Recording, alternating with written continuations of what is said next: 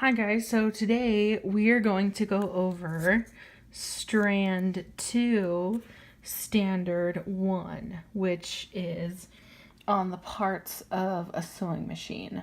So the first one that we are going to do is the stitch plate, which is right here. This is it right here. So if you can see on the stitch plate, it has these numbers on it. So 3/8, so 3/8 and 5/8, and those are seam allowances that you can do along with others. Next, we're going to go to the feed dogs, which are right in between. So they are right here. These little things right here. These help move the fabric through the machine.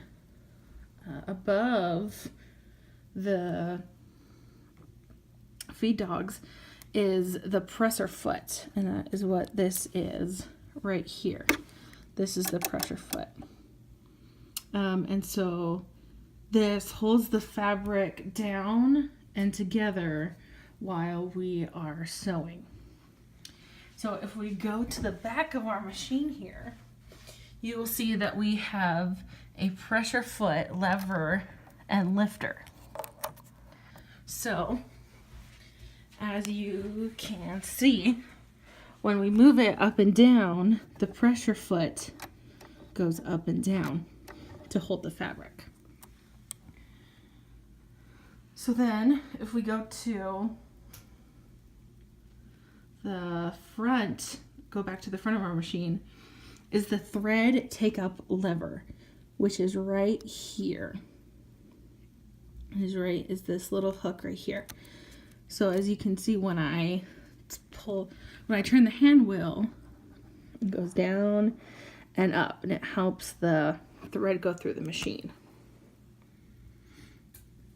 On the top of the machine is the thread tension, the upper thread tension. So as I turn it this way, it gets looser, and as I turn it this way, it gets tighter.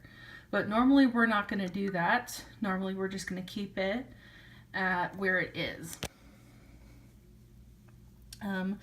The hand wheel, which is on this side right here, helps the needle go up and down. So as you can see, as I'm turning it, the needle is going up and then down. So this helps if you only have a couple stitches, and also helps if your needle is down when you're done sewing, to lift it up. So our next thing is, as you can see, we have 3 sets of buttons right here. So the first little set is our stitch width control. So I'm going to have you look on the machine on here. When I press these buttons, you can see this one getting longer, and you can hear the needle moving. So when we mess with this little thing, it gets wider, and so we're just going to keep that on 0. Next, we have the needle placement. So when we look on our screen, you can see that it's moving over and back to the middle, and then I'll show you here. So the needle goes this way, and then bring it back over. This is good when you have different pressure feet, but we will probably hardly ever use this. The next one that we have is our stitch length controller. So with looking at our buttons, you can see as I'm hitting the down button, it's going lower to 1, and when I raise it, it can go up to a 5. So this is really good when we're going to be doing basting, and when we need a really strong stitch to hold on for a long time.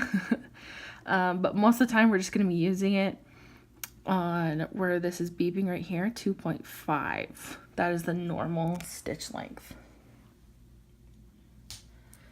The next thing that we have is all the way up here. Most of the time it'll look like this. It'll just be down to the side.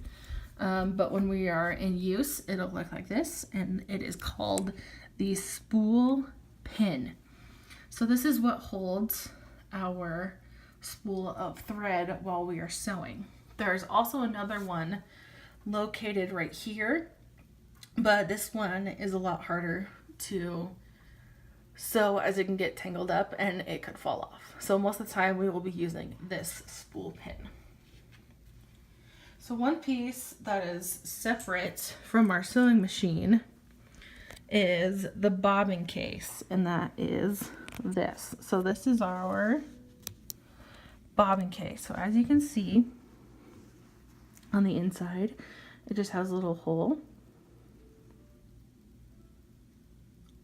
So I'm going to show you how we put the bobbin inside this bobbin case. Okay, so here we have our bobbin. It's full of our white thread, and I'm leaving a little bit of a tail so we can do it.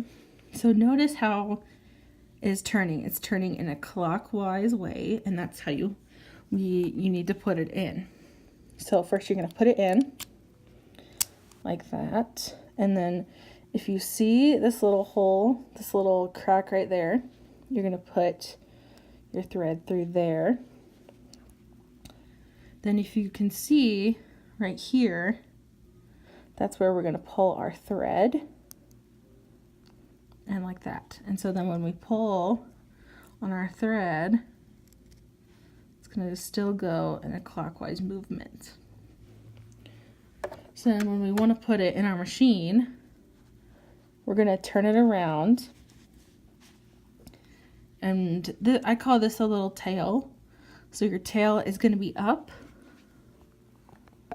and then you're going to slide it in, and make sure that your tail is up if you can see that, and you want to push it in until you hear your little click.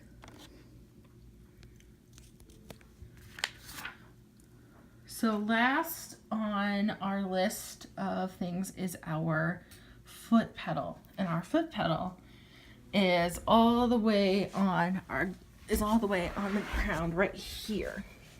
So this is our foot pedal. So as you can see, when I push on the foot pedal, it's going to it's going to make the needle go up and down. And the harder you push it down, the faster it's going to go. So we'll practice that later. So I want all of you guys to know that we are going to be having a quiz on all these parts of the machine later in the week. So take this time right now to study all the parts.